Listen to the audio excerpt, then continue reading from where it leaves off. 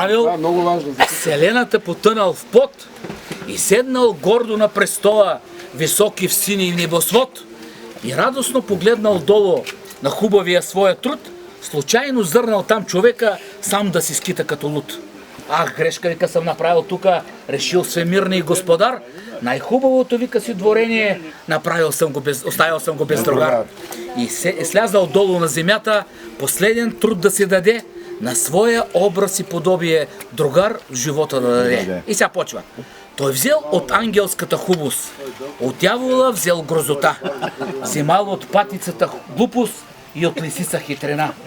Той взел от тихи горски шепот, кога повее тиховей, и грохота на урагана, що в пустинята без ней.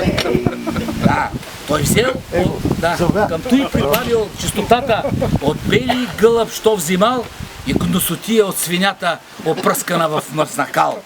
Той взел от кучешката вярност, коварство взел от зла змия, към топлината студ прибавил и от това създал жена. Макар че изтървах, той взел, вика, той взел от кучешката вярност и от магарито и над.